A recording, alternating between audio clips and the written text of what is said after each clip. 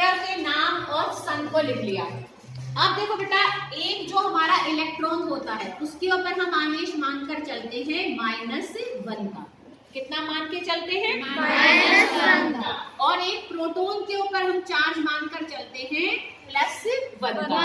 दोनों पर बराबर और उल्टा होता है। और न्यूट्रॉन पर कितना होता है? 0। न्यूट्रॉन पर कितना मानते हैं? 0। ठीक है।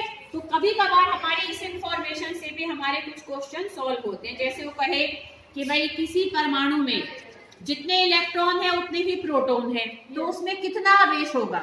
बताओ कितना आवेश होगा? फिर एक प्रश्न बोल रही हूँ, सब देखो, सोचो और ध्यान से जवाब दो कि एक परमाणु में अगर 10 प्रोटॉन है और 10 ही उसमें इलेक्ट्रॉन है, तो उस परमाणु के ऊपर कितना आवेश होगा? बताओ। मैं तो मत दो। 10 अगर प्रोटॉन है, 10 अगर इलेक्ट्रॉन है, तो टोटल उस पर कितना आवेश होगा? 10। -10 +10 तो हो जाएगा प्रोटॉन का, और -10 हो जाएगा इलेक्ट्रॉन का, तो कितना बचेगा? 0। देखो उल्टा इसने जवाब दिया। -10 से +10 कट नहीं जाएगा बेटा, समझ रहे हो? तो जब कभी भी कोई भी परमाणु होता है ना बेटा, उसके ऊपर कोई आवेश नेट नहीं होता, क्योंकि जितने उसमें प्लस के होते हैं उतने ही उसमें माइनस के भी होते हैं, तो दोनों एक दूसरे को काट देते हैं। ठीक है। जब कभी किसी में से अगर मान लो मैं निकाल दूं, 5 इलेक्ट्रॉन निकाल दिए, तो अब 5 प्रोटॉन हमारे खाली बच जाएंगे, तो उसका आवेश हमें नजर आएगा। समझ में आ रही? जब तक दोनों बराबर हैं तब तक उस पर कोई आवेश नहीं होता है। तो एक प्रश्न तो तुम्हें ये करना है और उसमें ये भी ऐड कर लेना, सब लिख लेना बच्चों जरूर। ठीक है। अच्छा, अब तुम देखो बेटा, अब तुम्हारे अगले 2 पाठ्य पुस्तक के प्रश्न है, देखो उसको हम कर लेते हैं। देखो बेटा, जो तुम्हारा पहला प्रश्न है पाठ्य पुस्तक का, वो कौन सा है? सब देखो, जल्दी जल्दी से करेंगे बेटा। देखो पहला प्रश्न है तुम्हारा, केनाल किरणें क्या हैं? तो केनाल किरणों को हमने अभी भी देखा। Yes ma'am. तो केनाल किरणें जो हमारी ऐसे एक इलेक्ट्रोड में से निकलती हैं, और इनकी मदद से तो मेन हमने प्रोटॉन की डिस्कवरी की थी, जो कि 2000 गुना भारी माने जाते हैं। किससे? हमारे इलेक्ट्रोड से। ठीक है बेटा। तो ये इसमें सीधा सीधा लिखा हुआ है, तो तुम इसको यहाँ से आराम से कर सकते हो। ठीक है बेटा। अगला देखो, हाँ अगला यही प्रश्न है, बिना देखे मुझे इसका जवाब देना। यदि किसी परमाणु में एक इलेक्ट्रॉन और एक प्रोटॉन है, तो इसमें कोई आवेश होगा या नहीं? नहीं होगा। तो इसका उत्तर क्या होगा? नहीं होगा। ठीक है। आगे बेटा बात समझ में सबको। अब हम परमाणु की संरचना को ही देखने जा रहे हैं कि परमाणु में कैसे कैसे परमाणु बनता है।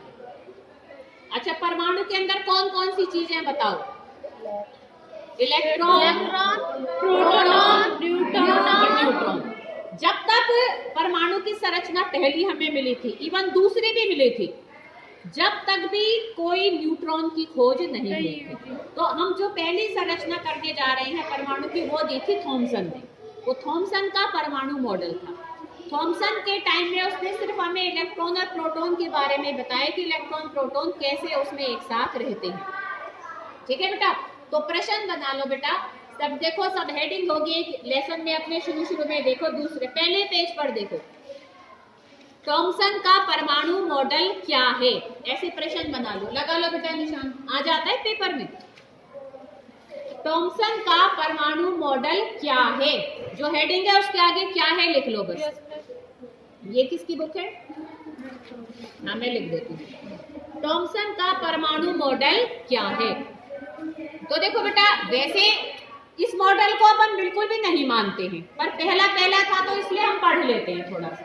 तो सब बेटा देखो, मेरी बात को ना यही ध्यान से सुन लो, पेपर में आ गया तो तुम्हें ये भी याद नहीं होगा, तब भी तुम लिखाओगे। तरबूज देखा है सबने? yes. काट दो बीच में से तरबूज को, कैसा दिखता है? लाल लाल। लाल लाल के अंदर कुछ और दिखते हैं लगे हुए बीज।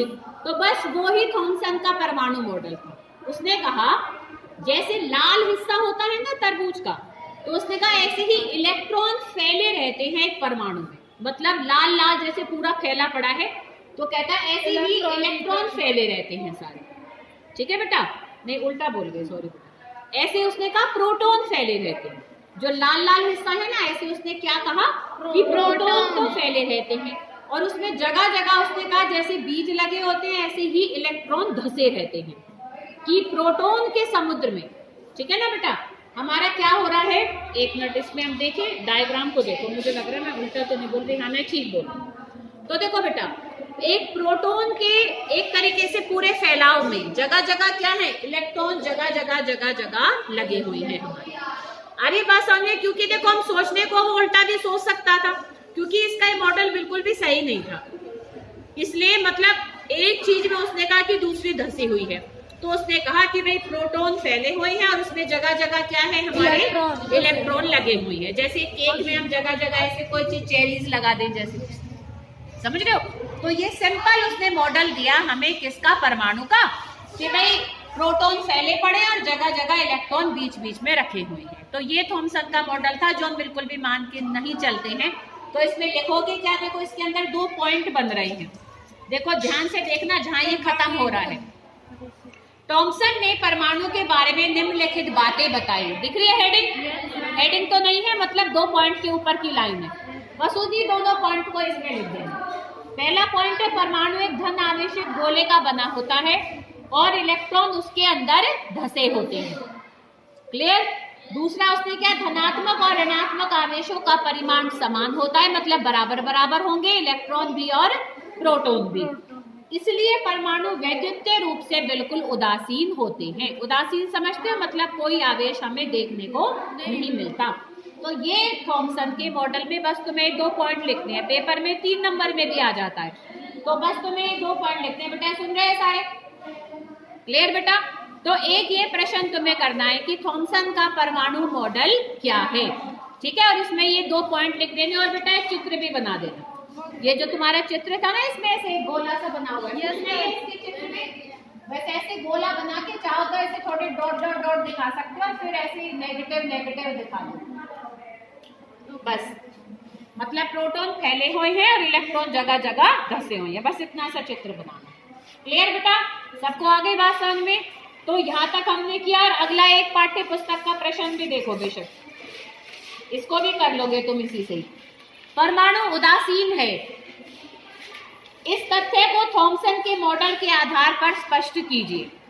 ये जो तुमने अभी अभी दूसरा पॉइंट किया है ना, यही इसका उत्तर है, ठीक है। परमाणु उदासीन है, इस तथ्य को थॉमसन के मॉडल के आधार पर स्पष्ट कीजिए।